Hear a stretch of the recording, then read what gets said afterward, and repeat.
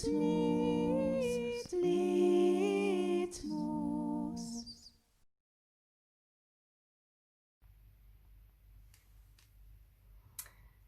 The Nightmare Before Christmas by Tim Burton. It was late one fall in Halloween land, and the air had quite a chill. Against the moon a skeleton sat, alone upon a hill. He was tall and thin, with a back bow tie. Jack Skellington was his name. He was tired and bored in Halloween land. Everything was always the same. I'm sick of the scaring, the terror, the fright. I'm tired of being something that goes bump in the night. I'm bored with leering my horrible glances, and my feet hurt from dancing those skeleton dances. I don't like graveyards, and I need something new. There must be more to life than just yelling, boo. Then out from a grave, with a curl and a twist, came a whimpering, whining, spectral mist. It was a little ghost dog with a faint little bark, and a jack-o'-lantern nose that glowed in the dark.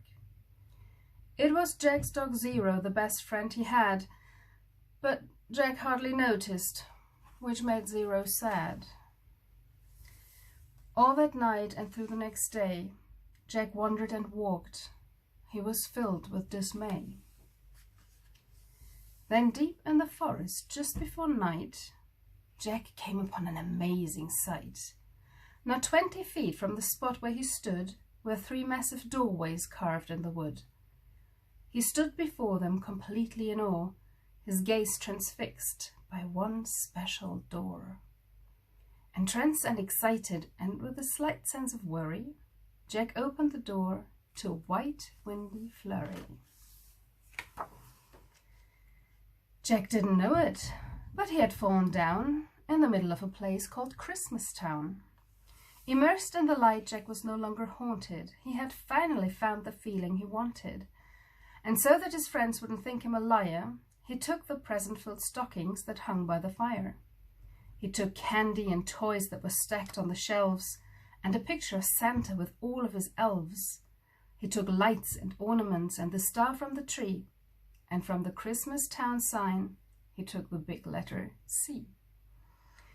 He picked up everything that sparkled or glowed. He even picked up a handful of snow. He grabbed it all, and without being seen, he took it all back to Halloween. Back in Halloween, a group of Jack peers stared in amazement at his Christmas souvenirs. For this wondrous vision, none were prepared. Most were excited, though a few were quite scared. For the next few days, while it lightened and thundered, Jack sat alone and obsessively wondered, why is it they get to spread laughter and cheer, while we stalk in the graveyard spreading panic and fear? Well, I could be Santa, and I could spread cheer. Why does he get to do it year after year? Outraged by injustice, Jack thought and he thought. Then he got an idea. Yes, why not? In Christmas Town, Santa was making some toys, when through the din he heard a soft noise. He answered the door, and to his surprise, he saw weird little creatures in strange disguise. They were altogether ugly and rather petite. As they opened their sacks, they yelled, "Trick or treat!" Then a confused Santa was shoved into a sack and taken to Halloween to see Mastermind Jack. In Halloween, everyone gathered once more, for they'd never seen a Santa before. And as they cautiously gazed at this strange old man, Jack related to Santa his masterful plan. "My dear Mr. Claus, I think it's a crime that you've got to be Santa all of the time. But now I will give presents and I will spread cheer. We're changing places. I'm Santa this year. It is I who will say Merry Christmas to you, so you may lay on my coffin, creak doors and yell boo. And please, Mr. Claus, don't think ill of my plan, for I'll do the best Santa job that I can." And though Jack and his friends thought they'd do a good job, their idea of Christmas was still quite macabre. They were packed up and ready on Christmas Eve day, when Jack hitched his reindeer to his sleek coffin sleigh. But on Christmas Eve, as they were about to begin, a Halloween fog slowly rolled in. Jack said, "We can't leave, this fog's just too thick. There will be no Christmas and I can't be Saint Nick." Then a small glowing light pierced through the fog. What could it be? It was Zero, Jack's dog. Jack said, "Zero, with your nose so bright, won't you guide my sleigh tonight?" And to be so neat it was Zero's great dream, so he joyously flew to the head of the team. And as the skeletal sleigh started its ghostly flight, Jack cackled, "Merry Christmas to all, and to all a good night." 'Twas the nightmare before Christmas, and all through the house not a creature was peaceful, not even a mouse. The stockings all hung by the chimney with care, when opened that morning would cause quite a scare.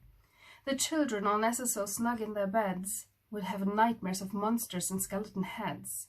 The moon that hung over the newly fallen snow cast an eerie pall over the city below, and Santa Claus' laughter now sounded like groans, and the jingling bells like chattering bones.